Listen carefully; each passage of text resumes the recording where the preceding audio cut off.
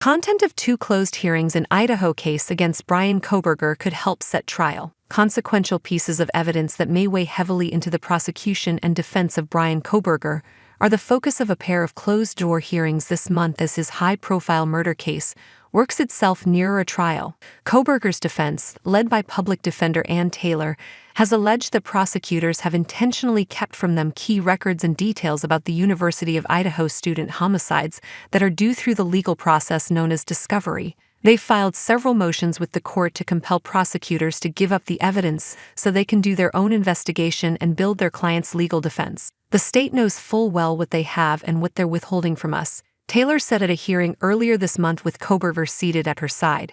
We don't know what they're going to show, but we know they exist.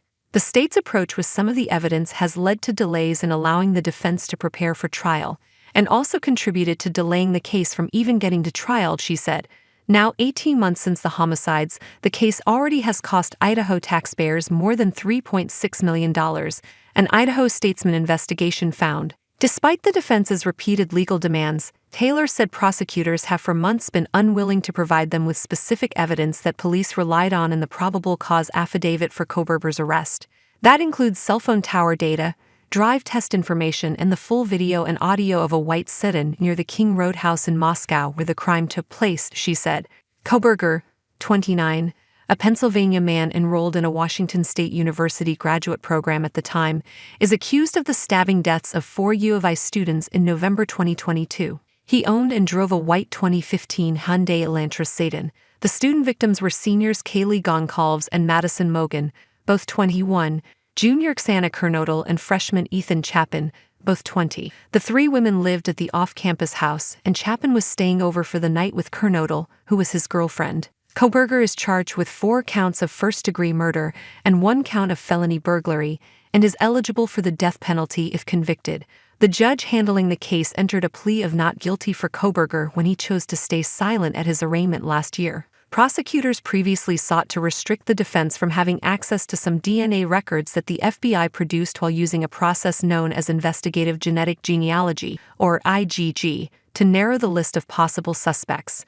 Judge John Judge of Idaho's 2nd Judicial District in Latah County ruled in the defense's favor and awarded them the contested records.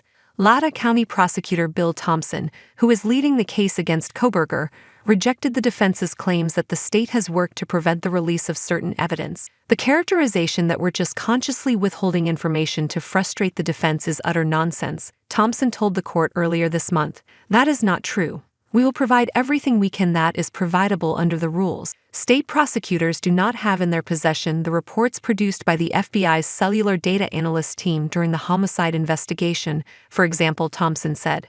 They will provide those to the defense once they receive them from the FBI, he said. They have been good partners, but they have their own rules to work with, Thompson said. We do not have it. We are not withholding. It's as simple as that. The two sides in the case have appeared increasingly testy with one another at hearings in the pretrial phase. Judge has called for the two sides to remain civil in the process in the lead-up to a trial. I trust both of you, owe your integrity, so I don't want this pointing of fingers back and forth. I don't think it's very helpful, Judge said. I really want you all to just tone it down a little bit. You can argue all you want, but when it starts to be personal, it's destructive. You're really, really good lawyers, so let's just focus on the issues, he added. Judge signed subpoenas sent to the FBI to require the agency turn over some of the requested records.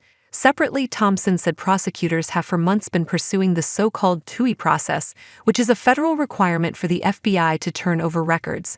The defense said it plans to call